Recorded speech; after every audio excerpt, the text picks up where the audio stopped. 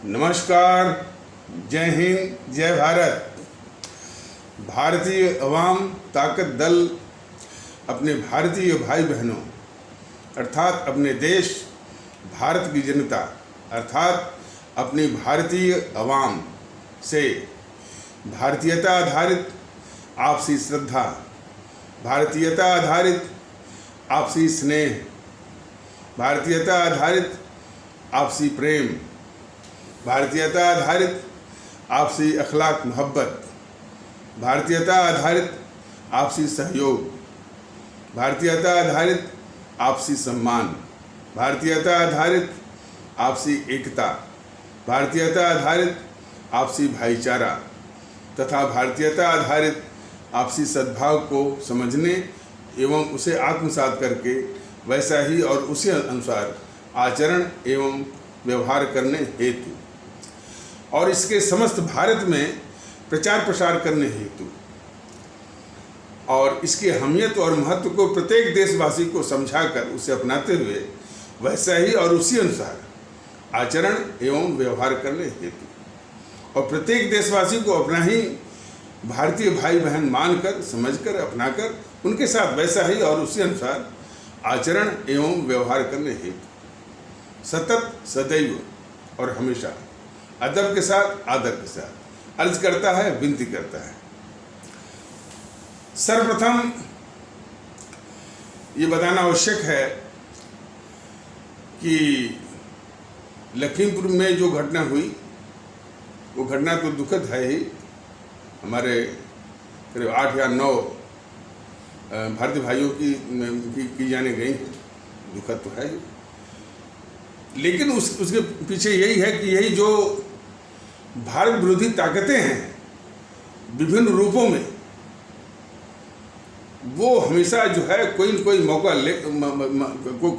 कोई ऐसा मौका नहीं छोड़ती हैं जो कि आग लगाने से चूकती न हो। और इस संबंध में भारतीय अवाम ताकत दल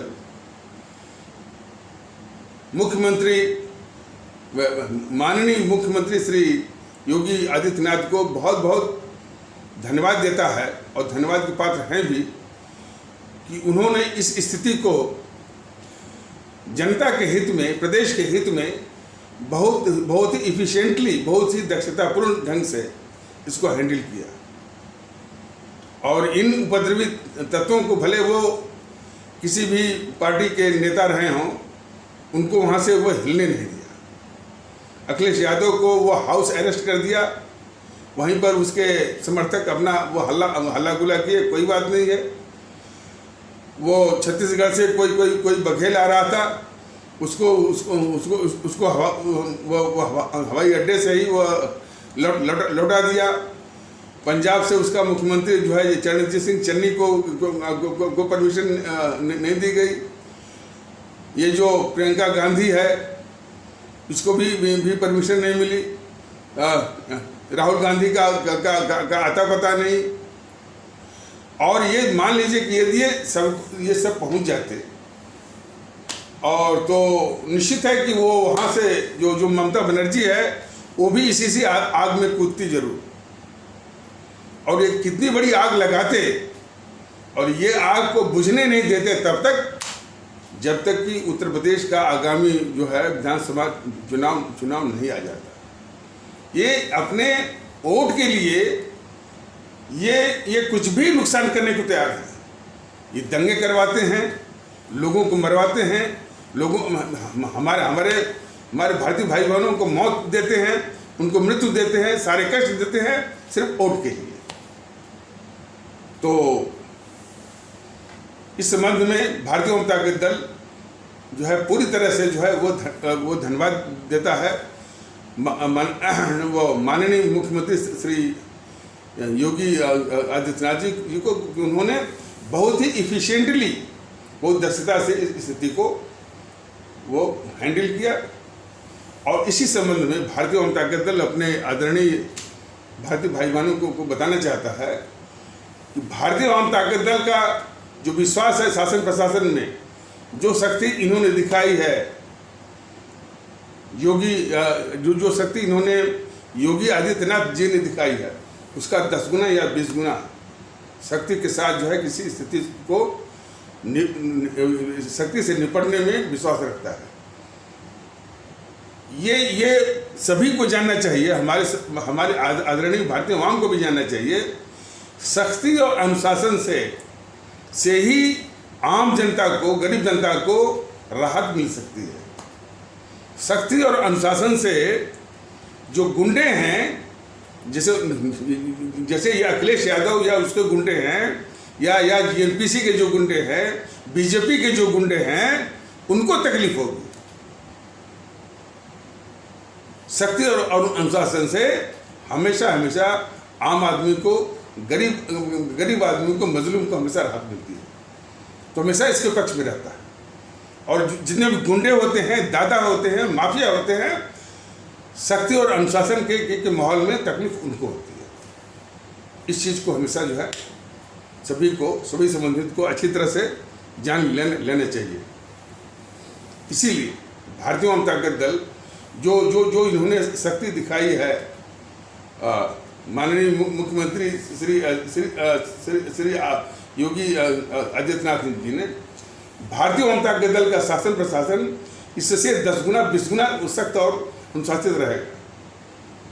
तो हमारी आदरणीय भारतीय अवाम बहुत आसानी से कल्पना कर सकती है कि इन राजनीतिक दुष्टों से कैसे उनको वो किनारे लगाएगी।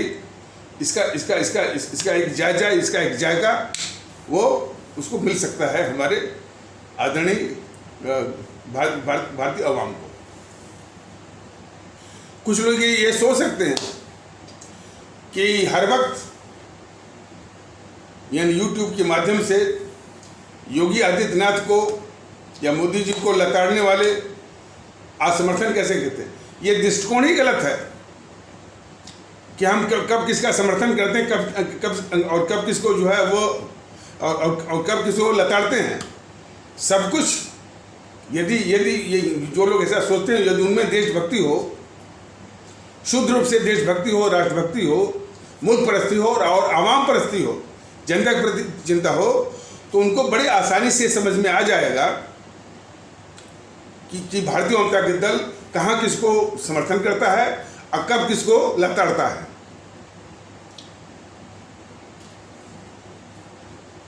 यदि ऐसे लोगों का दृष्टिकोण यदि आवाम परस्त हो जाए, मुल्क परस्त हो जाए, देशभक्ति का हो जाए, तो भारतीय जनता दल के ये जितना भी उसका कथन है, जितना भी उसका वक्तव्य है और जिन बातों पर वो बल देता है, बहुत आसानी से उन लोगों की समझ में आ जाएगा। और तो जहां भी आवाम को राहत मिलेगी, अब मान लीजिए, अब कल्पना कर लीजिए, मान लीजिए कि ये सारे राजनीतिक दुष्ट इकट्ठा हो गए होते और वो कौन, प्रियंका खुद चोरनी है। उसने उसका पति, उसका भाई, उसका पति कौन, वो रॉबर्ट वाड्रा, उसका भाई राहुल गांधी और खुद इन तीनों ने हमारे किसान भारतीय भाई बहनों हरियाणा के और राजस्थान के इनकी जमीन वो हड़पी हुई है। इसका पति जो है जिसका कोई उद्योग नहीं है, कोई व्यापार नहीं है, मामूली से उठ करके 20-25 हजार करोड़ का मालिक बन गया सिर्फ भ्रष्टाचार और चोरी से। तो चोर लोगों को जो है, माने चोर लोगों को कोई या उस चोरनी को कुछ भी बोलने का अधिकार नहीं है। यही रोना है इस देश का कि जिस चोरनी का बहिष्कार करना चाहिए, ये मीडिया उसके पीछे पड़ रहा था, उसको खुदा बनाता है। कुछ लोग उसके जो है वो चाटुकारिता करते हैं। ये अखिलेश यादव या उनकी पार्टी क्या है, समाजवादी पार्टी, नाम है समाजवाद का, और उनके करतूत क्या है, गुंडा राज, माफिया राज, दादागिरी, उगाही, एक्सटॉर्शन, ये है उनकी गतिविधि। चाहे वो वो विरोध पक्ष में हो चाहे वो सत्ता में। इस हकीकत को जो है हमारे उत्तर प्रदेश के भाई बहन या हमारे देश के भारतीय भाई बहन अच्छी तरह से जान लें। और यही हालत आरजेडी का है। और टीएमसी तो इन समूह से 2 कदम आगे। हिंसा, गुंडागर्दी, माफिया, ये वाम दलों का जो शासन रहा है 38 साल तक ये पश्चिम बंगाल में, यानी पश्चिम बंगाल की पुलिस और जो है और कम्युनिस्टों के जो कार्यकर्ता हैं उनमें कोई फर्क नहीं है कि कौन पुलिस वाला है और कौन कम्युनिस्टों का वो कार्यकर्ता है। दोनों मिलकर के गुंडे ये है। तो ये पार्टियां भले कहते हैं हम वाम दल हैं, हम अल्पसंख्यकों के हितैषी हैं, हम मजदूरों के हितैषी हैं, हम किसानों की मदद, लेकिन उनका जो चरित्र यही है। मैंने अपने प्रतिद्वंदी की हत्या करवाना राजनीतिक वो हिंसा के जरिए, और गुंडागर्दी और दादागिरी, माफियागिरी और एक्सटॉर्शन, धन उगाही और रंगदारी, ये है उनका पर्याय। इसी कड़वी हकीकत को हमारे प्रत्येक भारतीय भाई बहन को जानना चाहिए। और इनमें ये 3-4 पार्टियां तो बहुत आगे हैं। सबसे आगे आरजेडी, ये समाजवादी पार्टी, बहुजन समाज पार्टी, और इसी रोग की कुछ अंशों में बीजेपी के भी लोग भी हैं, और जेएनपीसी तो खैर इस सबका सरगना है ही। तो बात ये थी कि भारतीय जनता दल कभी भी इस बात की चिंता नहीं करता है कि किसको समर्थन करने से, किसको विरोध करने से इसको वोट मिलेगा या नहीं मिलेगा, समर्थन जाएगा। ये हर वक्त जो है इसकी जो चिंता रहती है अब अपने देश की, अपने देशवासियों की। रही बात वोट की है, वोट जो है वो विवेक हमारे आदरणीय भारतीय भाई बहनों का है। ये यदि उनकी समझ में आएगा, उनको ऐसा लगेगा कि नहीं भाई ये भारतीय जनता दल की सोच जो है वो आवाम के हित में है, लोगों के हित में है, देश को मजबूत करने का है, देश की सुरक्षा के लिए, तो समर्थन देगी, वोट देगी। लेकिन वोट के लिए, सिर्फ वोट के लिए जो है वो किसी को समर्थन दिया जाए, किसी का विरोध किया जाए, कोई नीच चलाई जाए, ये जो है इसके पक्ष में भारतीय आवाम ताकत बिल्कुल नहीं है। अब कम से कम हमारी आदरणीय भारतीय आवाम तो जरूर देख ले कि ये सारी पार्टियां वोट के लिए क्या क्या नहीं करती हैं। ये समाज में नफरत वो फैलवाती हैं, हिंसा वो फैलवाती हैं, एक दूसरे के खिलाफ जो है भेद पैदा करती हैं, दंगे करवाती हैं, लोगों की जानें लेती हैं सिर्फ वोट के लिए। वहीं दूसरी ओर भारतीय जनता दल को वोट की चिंता है ही नहीं। ये पूर्णतः मानता है कि हम जो है सिर्फ देश की चिंता करें और जो है लोगों की चिंता करें। ये विवेक जो है अपनी आदरणीय जो है भारतीय आवाम पर छोड़ दें। वो खुद चिंता करे कि यदि उसको सुरक्षित रहना है और भारतीय नागरिक की तरह जो है वो इज्जत के साथ रहना है, तो फिर वो जो है उसको कैसा शासन चाहिए और कैसी व्यवस्था चाहिए और कौन ऐसा शासन व्यवस्था दे सकता है। तो ये पूर्णतः विवेक हमारे जो वो आदरणीय भारतीय आवाम का है। वोट के लिए नहीं किया जाता। हमको वोट जो मिले या न मिले जो है ये सवाल जो है विवेक जो वो अपनी जनता का है। लेकिन हमको जो करना है, हमको जो सोचना है, जो हमारा प्रयास है, जो आवाम को सहूलियत, आवाम को ये जितना नारकीय सब मैंने ये सब तरीके सब दिए हुए हैं, ये बीजेपी वाले और जो है वो जेएनपीसी वाले और जो है समाजवादी बहुजन समाज पार्टी टीएमसी वाले जो नारकीय जीवन दिए हुए हैं अपने भारतीय भाई बहनों को, उस नारकीय जीवन से कैसे छुटकारा दिलाया जाए, ये चिंता है भारतीय आवाम ताकत दल, वोट के लिए नहीं। वो विभिन्न पार्टियों की सिखाए पढ़ाए जो आते हैं छुटभइये, जो कि भारतीय आवाम ताकत दल के पदाधिकारी से जब बात करते हैं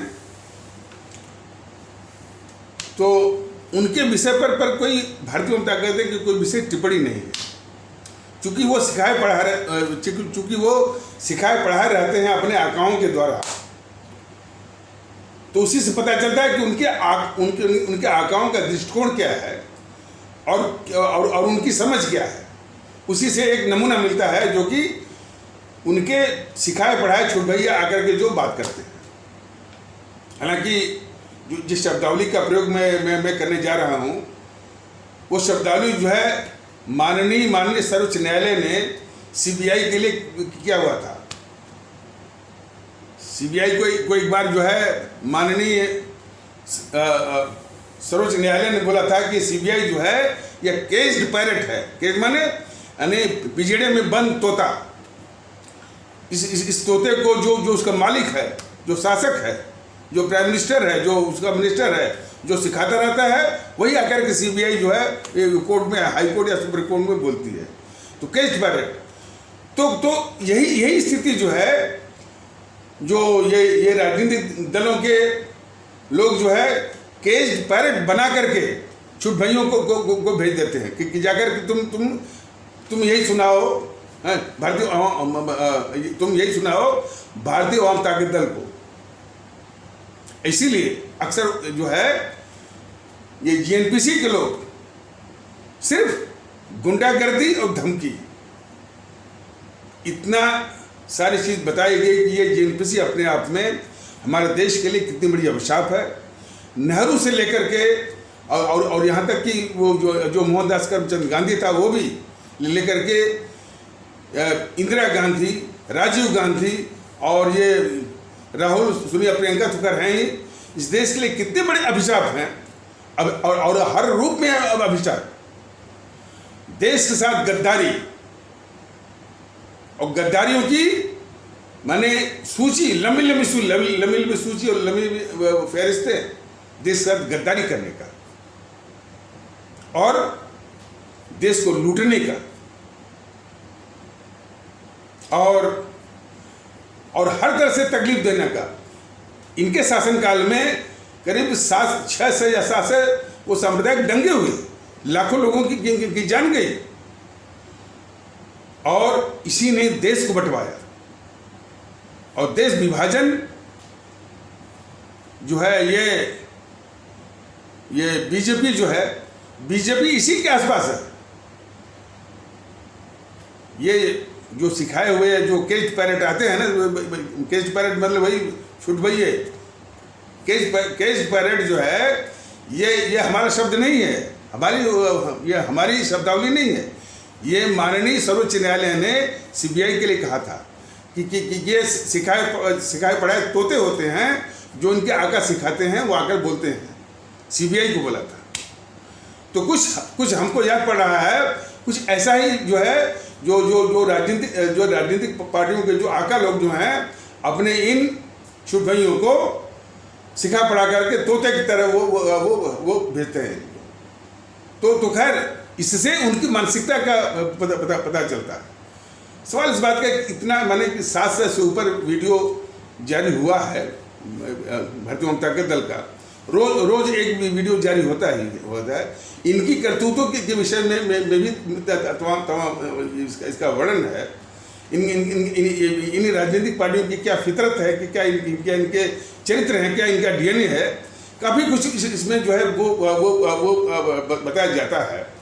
तब भी ये अपनी स्वार्थों से और अपने माने घटिया किस्म के स्वार्थों से इतना ग्रसित होते हैं कि उतना ही उनको वो दिखाई देता है।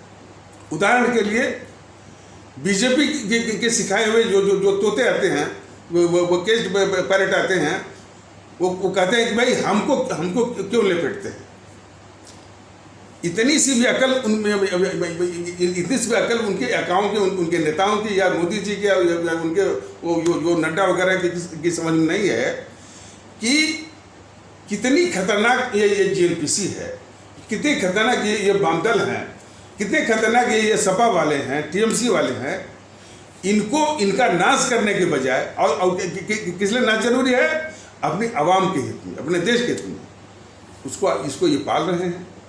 इतनी छोटी सी बात, इतनी मोटी सी बात न समझ करके ये कहते हैं कि हमको लपेटते क्यों हैं? अरे भाई, बीजेपी के लोग, अब बीजेपी के आका लोग जरा समझ लीजिए, ये जनता पूरी जागरूक नहीं है। और जागरूक भारतीय आवाम ताकत दल जागरूक कर रहा है। जिस वक्त जागरूक वो हो जाएगी तो जेएनपीसी का तो निपटारा करेगी, आपका भी करेगी, क्योंकि आप ही इसके पालक हैं। अब तो कहना पड़ेगा, अब सिर्फ अहंकार में, वो रावण था ना, उसके अहंकार ये था कि हमने जो है शंकर भगवान की इतनी तपस्या की है और ये वरदान प्राप्त किया, ब्रह्मा जी को तपस्या की, ये वरदान प्राप्त किया, सारी शक्तियों को लेकर, और हमारे आगे कौन है? और किसने नहीं समझाया?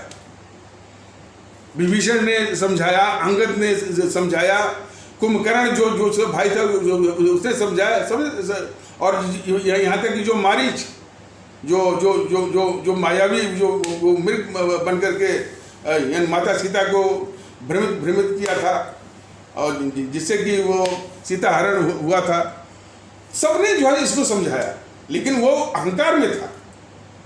जब तक उसका विनाश नहीं होगा तब तक वो माना नहीं हो। वही हाल बीजेपी के लोगों का है, वही हाल जो है इस जेएनपीसी के लोगों का है, और सबका है। ये अपने अहंकार में चूर है।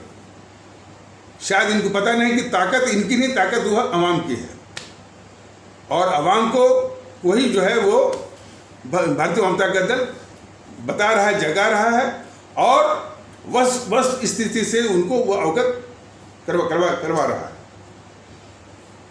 और वो जागृति ला रहा है। थोड़ा सा तकलीफ बस इसी बात की है कि अभी इस मुहिम में जिनको सबसे पहले आना चाहिए वो अभी भी पीछे हैं। हमको कहने में जरा भी संकोच नहीं है कि हमारे वो भारतीय भाई बहन जिनका बौद्धिक स्तर उतना ऊंचा नहीं है, जो उतने पढ़े लिखे नहीं हैं, हमारे पिछड़े भारतीय भाई बहन, हमारे इस्लाम आस्था वाले भारतीय भाई बहनों के तबके से उनकी भागीदारी सबसे अधिक। ये सवर्ण कहे जाने वाले हमारे आदरणीय भारतीय भाई बहनों से बहुत ही कम भागीदारी, बौद्धिक वर्ग से बहुत ही कम भागीदारी, हमारे व्यापारिक वर्ग कहे जाने वाले आदरणीय भारतीय भाई बहनों से बहुत ही कम भागीदारी। ये क्या दिखाता है? ये दिखाता है कि जो राष्ट्रीय सलाहकार अजित डोभाल ने जो कहा था, ये बात, और ये बात जो है सबके दिमाग में बैठनी चाहिए कि भारत को कोई हरा नहीं सकता। भारत जब भी हारेगा तो जो हमारे जो अंदर के जो दुश्मन हैं उनसे ही हारेगा। तो हमारे अंदर के जो दुश्मनों के ही विषय में भारतीय जनता दल आज 3 साल से करीब 700 से अधिक वीडियो के जरिए ये बता रहा है, यही दुश्मन है देश के। लेकिन दुख इस बात का है कि बताने के बाद भी लोग अपने उस जो उनकी जड़ता है, अभी जड़ता जातिवाद में घुसी हुई है, उनकी जड़ता संप्रदायवाद में घुसी हुई है, उनकी जड़ता अभी जो है भाषावाद और भाषा आधारित जो प्रांत बने हैं वो उस प्रांतवादिता में धसी हुई है, उसका शिकार। लेकिन ये छोड़ना होगा। और मीडिया में लोग एक से एक पढ़े लिखे लोग, मीडिया के दिमाग में उसकी मानसिकता जरा पड़ी है। ये राहुल गांधी दिन रात देश के खिलाफ जो है बोलता रहता है, तब भी मीडिया उसको विरोध पक्ष का नेता मानती हैं। बताइए, ये सबसे बड़ा अपराध जो है मीडिया का है। यदि मीडिया के लोग, कुछ लोग एक तर्क ये दें कि साहब जनता उनको चुनती है, जनता के चुनने से किसी का अपराध और किसी का पाप जो है वो धुलता नहीं है। ये देश को पता होगा, शहाबुद्दीन बिहार वाला, वो मेंबर ऑफ पार्लियामेंट वो इलेक्ट हो गया था, लेकिन जब देश का कानून की बात आई तो अरेस्ट हुआ, जेल बंद हुआ। दूसरे प्रकार जनता चुनती है, कैसे चुनती है ये विषय अलग है। और ये सबको पता भी है कि कैसे ये वोट बटोरते हैं, कैसे वोट छीनते हैं, और क्या इनकी मैकेनिक्स है, क्या इनकी चालें हैं, क्या इनकी साजिशें हैं जिससे कि ये वोट बटोरते हैं। तो और किस प्रकार ये चुनाव जीतते हैं। तो उससे इनके गद्दारी के पाप जो है धुलते नहीं हैं। यही मीडिया वालों को समझने की आवश्यकता है। तो कुछ तो उसको गद्दार मानते ही नहीं है, और कुछ पत्रकारों का गिरोह इसी गद्दार के पक्ष में माहौल बनाता है। और उन गद्दार पत्रकारों का भारतीय जनता दल कई बार नाम भी लिया है। जैसे ये रवीश कुमार, सबसे बड़ा गद्दार इस देश का। और इसका तर्क तो आप सुनिए। इस गद्दार जो है, जो ये पत्रकार, मैं तो सैकड़ों बार मैंने कहा। और भारतीय जनता दल की जो गद्दार जो शब्द है, सिर्फ मुल्क जो हमारा देश के खिलाफ जो गद्दारी करता है, ये गद्दारी शब्द को भी ये अपने अनुसार प्रयोग करते हैं। इसलिए उसके महत्व को, उसकी गंभीरता को राष्ट्रीय परिप्रेक्ष्य में उसको भी कम कर देते हैं। यही इनकी चाल है। तो वो गद्दार रवीश कुमार, अच्छा, कुछ लोग कहते हैं कि यही रवीश कुमार ही जो है कन्हैया कुमार को कम्युनिस्टों से निकाल करके वो कांग्रेस में डाला। अरे चलिए, ये सब बातें होती रहती हैं, जो भी है। तो ये गद्दार, लेकिन एक बात है, रवीश कुमार की भाषा और ये जो गद्दार है, वो घोर गद्दार ये कन्हैया कुमार, इन दोनों की भाषा जरा पढ़िए, लगभग एक जैसी आपको दिखेगी। उनके तर्क देने का वो लाइन ऑफ आर्गुमेंट वो एक जैसा दिखेगा। ये क्या बोलता रहता है, ये गद्दार है देश का। रवीश कुमार इस देश का बहुत ही गद्दार किस्म का पत्रकार है। बल्कि कोर्ट में बुलाए तो हम वो साबित भी कर दें इसको। तो ये क्या कहता है कि हम गद्दार नहीं है भाई, हम देशद्रोही नहीं हैं। चूंकि हम मोदी जी का विरोध करते हैं, इसलिए लोग हमको देशद्रोही और गद्दार कहते हैं। ये उसका तर्क रहता है। और फिर कहता है कि गोदी मीडिया, सुपारी मीडिया और मोदी मीडिया। देखिए, जिस मीडिया में काम करता है एनडीटीवी, वो खुद ही गोदी मीडिया है। वो एनडीटीवी खुद ही सुपारी मीडिया है। और जीएनपीसी, गांधी नेहरू परिवार चंदा चौकड़ी के चमचों द्वारा स्थापित मीडिया है। तो जिन बातों को कहता है वो खुद ही है, लेकिन लोगों को भ्रमित करने के लिए वो यही चीज वो दूसरों के ऊपर फेंकता रहता है। अब देखिए, दुख इस बात का है कि जो आर्गुमेंट ये देता है गद्दार पत्रकार रवीश कुमार, वैसा ही आर्गुमेंट, वैसा ही तर्क की शैली में बीजेपी वाले भी इसी के तर्क को समर्थन करते हैं या मजबूत करते हैं। वो कहते हैं कि ये जितने भी पत्रकार हैं और जितने भी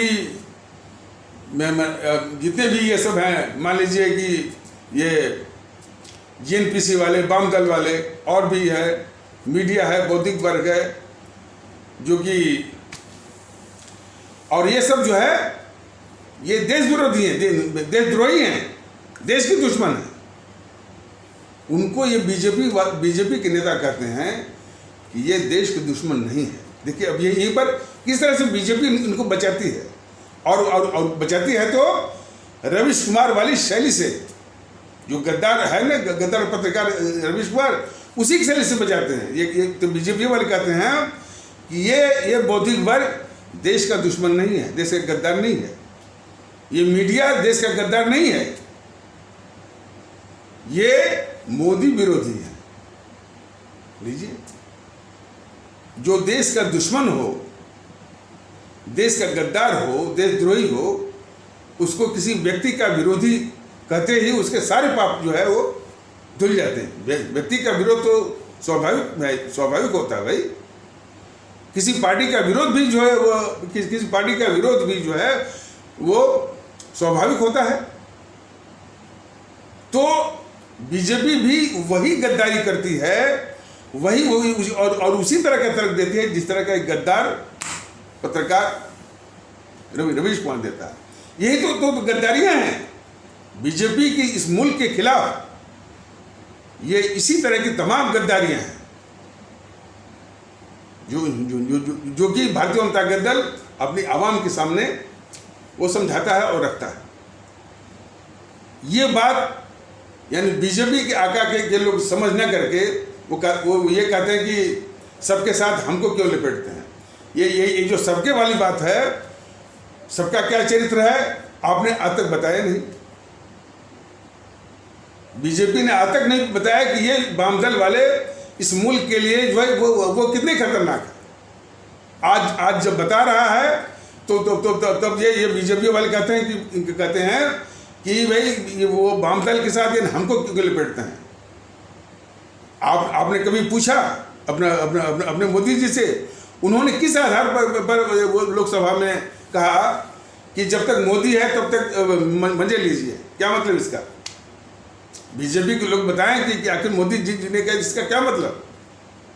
इसका तो साफ मतलब यही था कि जब तक मोदी हैं तब तक देश के खिलाफ गद्दारी करते रहिए और देश के खिलाफ गद्दारी करने के लिए सारी सहूलियतें, सारी सुविधाएं जो है मोदी जी आपको उपलब्ध कराएंगे। बात सही भी है। कोरोना के काल में जिसमें लोगों को सुविधाएं नहीं मिली थी, ऑक्सीजन नहीं मिला था और ऑक्सीजन के कंसंट्रेटर नहीं मिल पा रहे थे, इसी गद्दार राहुल गांधी को भी कोरोना हुआ था। उसके यहाँ ट्रक सिलेंडर आके खड़े हुए थे। ये देख लीजिए, ये इसके भी उदाहरण है। जिसमें कोरोना के पीरियड में लोगों को यात्रा करना दुभर हो गया था, लोग विदेश की यात्रा नहीं कर पा रहे थे। दुबई के थ्रू जो है जो यात्राएं थी, तो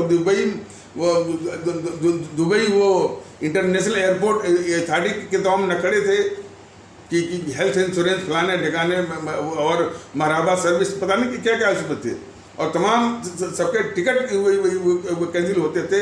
वो बेचारे निराश हताश होकर के तमाम यात्री जो है वो लौट रहे थे। उसी वक्त मोदी महोदय आपने इस गद्दार राहुल गांधी के लिए व्यवस्था किया, अपने पीएमओ के जरिए स्पेशल एयर इंडिया की फ्लाइट दिया इस गद्दार राहुल गांधी को। सब देश को पता है। और वो स्पेशल एयर इंडिया की फ्लाइट जो है नई दिल्ली से दुबई से कतर से वो इटली में मिलान जगह इसके मिलान है जहाँ पर इसके रिश्तेदार, इस गद्दार राहुल गांधी के रिश्तेदार नाना नानी वगैरह साथ हैं वो। तो ये गद्दारी है वो मोदी जी की। यही सारी बातें जो है जब भारतीय जनता दल बता रहा है, तो आपके पास इतना ही समझ में आ रहा है कि क्यों लपेट रहे हैं। अरे इस देश की जनता जागरूक, धन ही मनाएगी, जागरूक नहीं तो ये जो है सारी जो है जो पार्टियां जो इस देश को खासकर हमारी आवाम को दुख दे रही हैं, नारी की जीवन में ढकेल रही हैं, आपका भी वो निपटारा कर देती है। जागरूकता नहीं, वो थोड़ा सा स्वार्थ में फंसी हुई है, जिसका नमूना अभी मैंने बताया। जो अपने को सवर्ण कहते हैं, अपने को सवर्ण बोल करके अपने को यानी वो भारतीय भाई बहन अभी भी इस भारतीय एकता के मुहिम में जो है वो दूर से वो जो है वो तमाशबीन बने हुए हैं। ये है ना, ये तो तकलीफ है। भारतीय एकता की मुहिम में हमारे सवर्ण कहे जाने वाले आदरणीय भारतीय भाई बहनों का तबका अभी दूर से वो तमाशबीन वो बना हुआ है। वो क्या बोलते हैं अंग्रेजी में, बाई स्टैंडर, ऑनलुकर, ये बना हुआ है। और वही हालत जो है शहर में जो रहने वाले हमारे आदरणीय भारतीय भाई बहन, उनका भी यही हाल कि भारतीय एकता की, और भारतीय एकता की जरूरत कहते सभी हैं, लेकिन जब ये मुहिम चल रही है तो ये दूर से वो तमाशबीन बने हुए हैं। और ये लोग बने व्यक्ति के स्वार्थ, ये लोग बस कि जब भारतीय जनता दल का जब इसका राजनीतिक प्रभाव बनेगा, सत्ता आएगी, तब ये पास में आएंगे। तो ऐसे लोग ही तो जो है इस देश को हराते हैं। वो अजित डोभाल का जो सूत्र वो बहुत ही क्या कहने की सच्चाई के करीब है। भारत जो है विश्व में किसी से नहीं हार सकता। अपनों और थोड़ा सा अपनों नहीं करना चाहिए, बल्कि इस देश में जो दुश्मन है, ये दुश्मन कौन है, उनको समर्थन कहाँ से मिल रहा है, ये अब जो है अपनी भारतीय आवाम को समझना पड़ेगा। और अपनी आवाम जो है वो तब समझ पाएगी जबकि उसका दृष्टिकोण राष्ट्रीय होगा, जबकि उसका दृष्टिकोण भारतीय होगा। भारतीय दृष्टिकोण के अभाव में अभी जितना भी इंटरव्यू होता है कि हम मुसलमान हैं तो हम ठाकुर हैं तो हमको क्या मिला, हमको क्या हुआ, बस यही, एक भी राष्ट्रीय बात नहीं होती है, एक भी भारतीय बात नहीं होती है। देख लीजिए, जितना भी ये पत्रकार इंटरव्यू लेते हैं, ये जाते हैं, अब ब्राह्मण है ना, अब आप किसको वोट देंगे बताइए? जब पत्रकार नहीं, पत्रकार की हिम्मत जरा देखिए। वो पत्रकार है और वो कहता है कि हम जो है भारत के संविधान की धारा 19 एक तहत जो है जो फंडामेंटल राइट है, ये मौलिक अधिकार है, जो है अभिव्यक्ति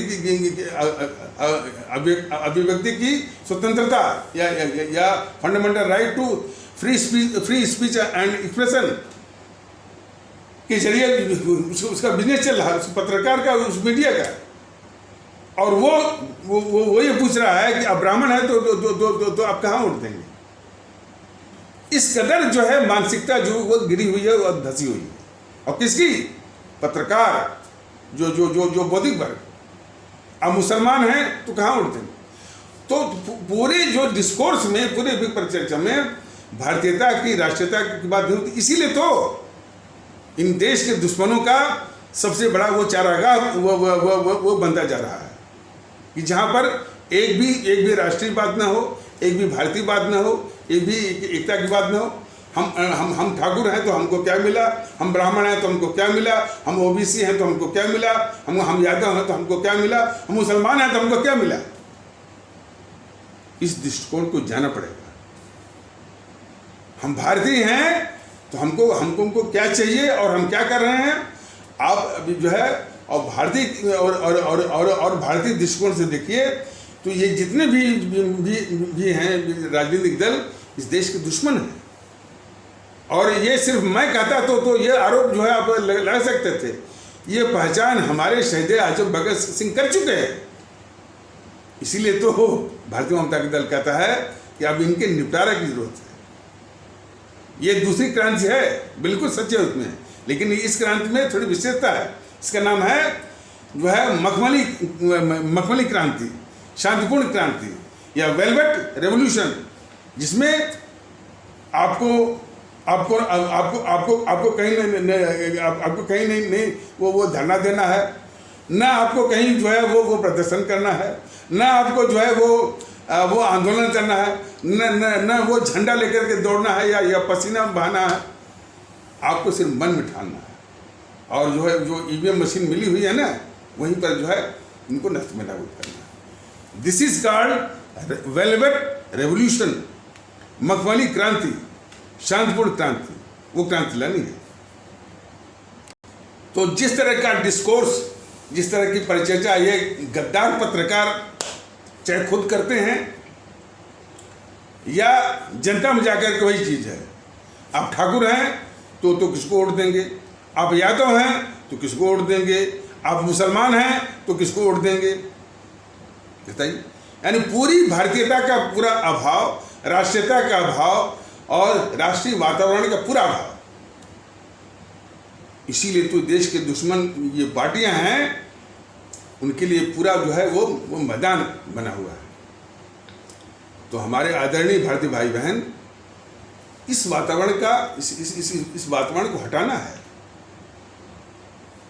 भारतीय जो है भारतीय की तरह व्यवहार करना है। इसीलिए तो इसका इस चीज का बोलबाला है, गुजरात गर्वी, एक बिहारी 100 पर भारी। वो सरेआम बोलती है, वो देश की गद्दार ममता बनर्जी कि मैं इस पश्चिम बंगाल से जो है सारे जो है वो हिंदी भाषियों को निकाल दूंगी, गुजरातियों को निकाल दूंगी, क्योंकि वातावरण ऐसा है। और वो वातावरण ही नहीं, उसमें एक एडेड फीचर और है। ये जो गद्दार जो कायर किस्म का बैठा है ये प्रधानमंत्री के रूप में मोदी, उसके कारण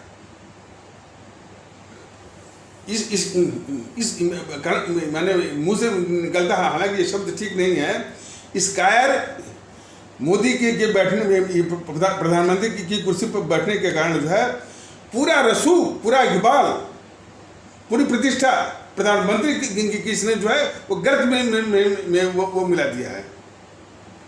देश के प्राइम मिनिस्टर का एक रसूख होता है, उसका इकबाल होता है, उसका असर होता है। आज ये मोदी जो है अदना से मुख्यमंत्री जो है वो ममता बनर्जी के आगे घुटने टेकता है। ये उसको धन्यवाद देगा, 1.5 घंटा बात करेगा, और वही ममता बनर्जी जो है वो उसी के राज्यपाल को अपमानित करेगी। उसी के गुंडे भारतीय जनता पार्टी के कार्यकर्ताओं की हत्या करेंगे, तमाम अपराध करेंगे, बलात्कार तक की भी वो मिली है शिकायतें। कौन? जो मोदी जो है प्रधानमंत्री के रूप में ममता बनर्जी के आगे घुटने टेकता है, और इसी प्रकार घुटने टेकता है वो विजयन के आगे। तो समस्या इससे है। सारी बातें ये बताई जाती हैं और इनको मालूम भी है, तभी कहते हैं कि हमको क्यों लपेटते हैं उसके साथ। अरे भाई, धन्य मनाइए कि अभी जागरूकता नहीं है। अभी भी हमारे आदरणीय भारतीय भाई बहनों में उस स्तर की जागरूकता नहीं आई है, आना शुरू हुई है, वो गति पकड़ रही है। लेकिन जिस वक्त वो जागरूक हो जाएंगे, आप जो राष्ट्रवाद का जो मुखौटा पहन करके जो देश को जो छल रहे हैं, आपका हश्र क्या होगा, आपका अंजाम क्या होगा, सोच लीजिए इसको। तो लोग याद करेंगे कि एक छली किस्म का वो आया था, वो राष्ट्रवाद का मुखौटा पहन करके, और कितनी गद्दारी कर रहा था इस मुल्क के साथ। लोग याद करेंगे आपको। तो इस मुगालते में मत रहिए। यानी देश के और ये हमारे देश के दुश्मन कई रूपों में है, ऐसी बात नहीं है। राजनीतिक दल तो हैं ही, और मीडिया वर्ग में भी, बौद्धिक वर्ग में भी, और मीडिया में जो है वो लुटियन गिरोह है। और ये जीएनपीसी जो है कुछ और भी इस तरह से जो फ्रिंज ऑर्गेनाइजेशंस खड़ा की है, जो जैसे पीएफआई, सिमी, एसडीपीआई, यह हमारे भारतीय समाज में और भारतीय समाज में विशेष करके, खास करके हमारे इस्लाम आस्था वाले भारतीय भाई बहन समाज में ये पीएफआई जो है रेडिकलाइज करती है, कट्टरपंथ को यानी कट्टरपंथ उसमें जो है पनपाती है। तो ये सारी जो है तंजीमें जो है ये जेएनपीसी की ब्रांचें हैं। तो जेएनपीसी हर तरह से इस मुल्क के लिए अभिशाप है। जेएनपीसी के लोग आकर के धमकाते हैं गुंडों की तरह, मवालियों की तरह, दादाओं की तरह, बंद कर दो, हमने एड्रेस निकाल लिया है इनका, वो हाल करेंगे। अरे भाई आप हाल करिए, बेहाल करिए, आप कुछ भी करिए। अब मैंने अब इन शब्दों को मैं क्या करूं कि मैं आपको चुनौती देता हूं, मैं इन शब्दों को नहीं कर रहा हूं। हिम्मत हो है तो करके देखिए ना। और आप कौन होते हैं? वो राहुल को बोलिए ना। ये जो गद्दार राहुल है, गद्दार प्रियंका सोनिया, उसको बोलिए। वो सब नहीं आए, आप कौन होते हैं? तो ये गुंडों और मवालियों की पार्टी जो है उसकी भाषा जो है ये न बोल करके, और यही इसकी पहचान है। देश के लोग जाने इसको, लेकिन मीडिया प्रियंका, अरे प्रियंका तो चोर नहीं है ना भैया। इसने हमारे किसान भाइयों, किसान भारतीय भाई बहनों की ज़मीन, हरियाणा, राजस्थान, ये तीनों के तीनों, प्रियंका, उसका पति रॉबर्ट वाड्रा और ये राहुल गांधी, तीनों मिलकर वो हड़पा हुआ है। और मोदी जी उस जो है उसे हड़पी हुई जमीन को किसानों को वापस नहीं करवाए, बल्कि मोदी जी के तत्वाधान में, उनके संरक्षण में, उनके पेट्रोनेज और प्रोटेक्शन में जो है उस जो हड़पी हुई जमीन पर अब निवेश हो रहा है, व्यापार हो रहा है। यही तो गद्दारी है बीजेपी और मोदी जी की, यही है। इन सबों के तमाम व्यापारिक धंधे चल रहे हैं इस देश में। कोई कहता है कि भाई आप इनके खिलाफ क्यों बोलते हैं? तो कोई सवाल करें उनसे योगी जी से कि उन्होंने जो मुख्तार अंसारी के खिलाफ किया, क्या वो गलत था? गलत नहीं था ना, वो एक अपराधी था।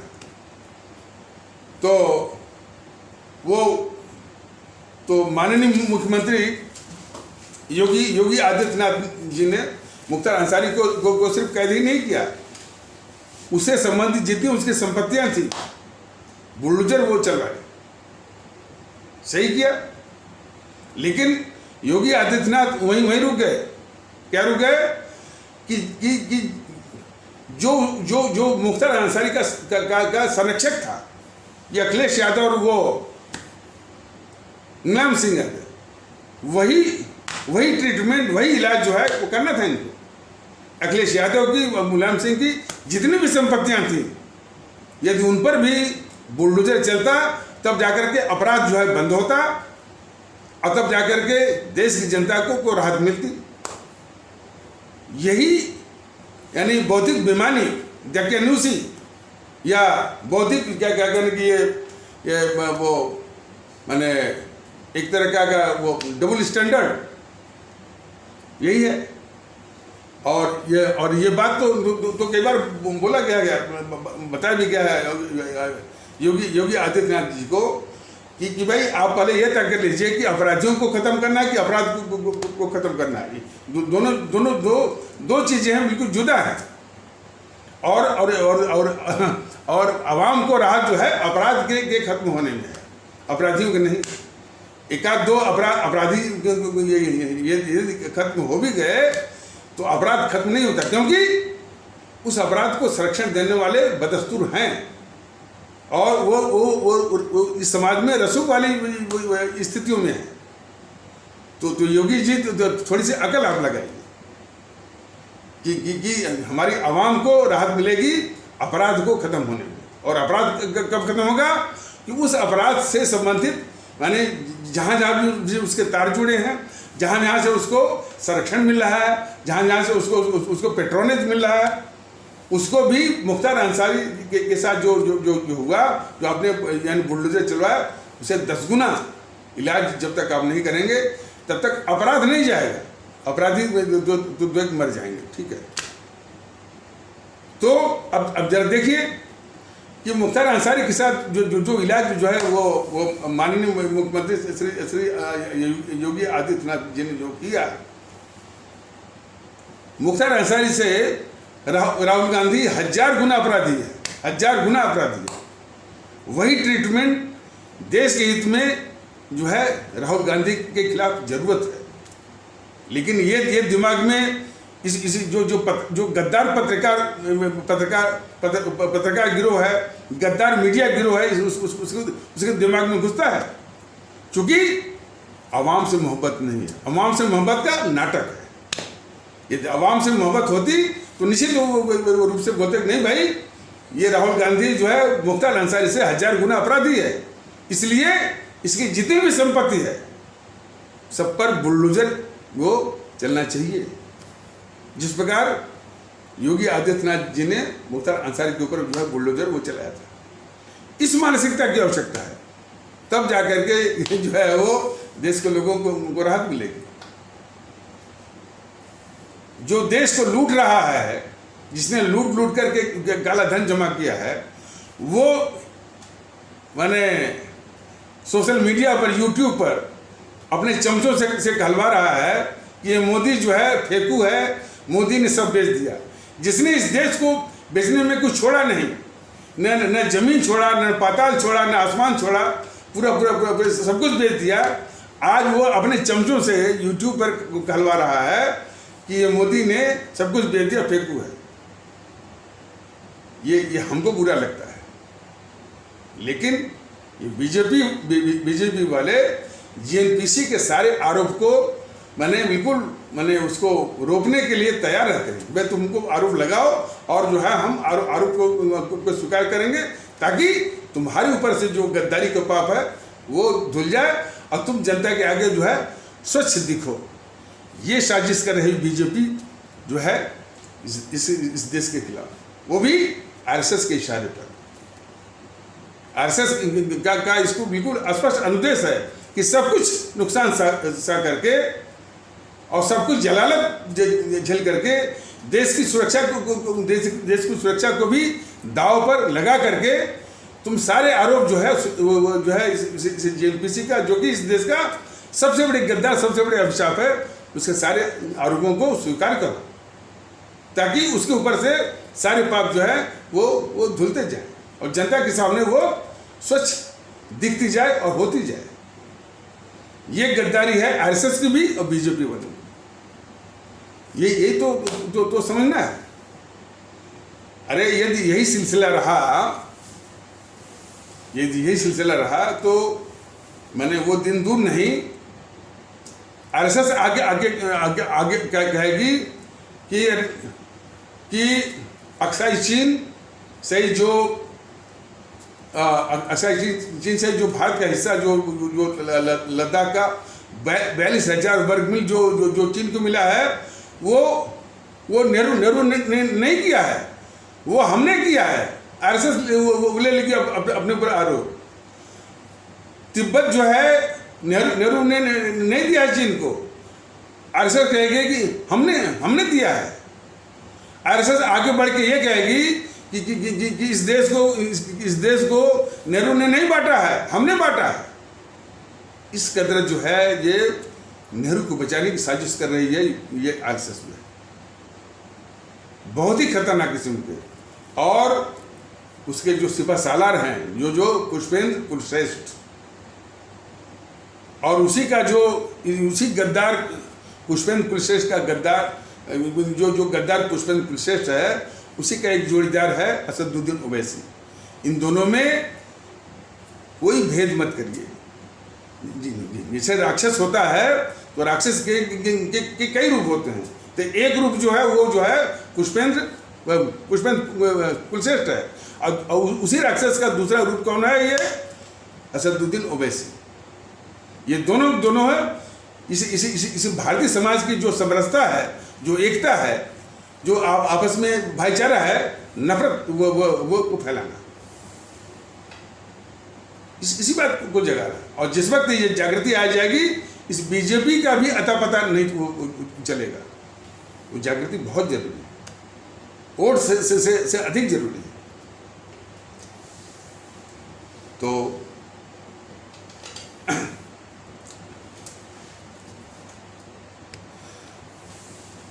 इसके लोग जो है वो जय श्री राम,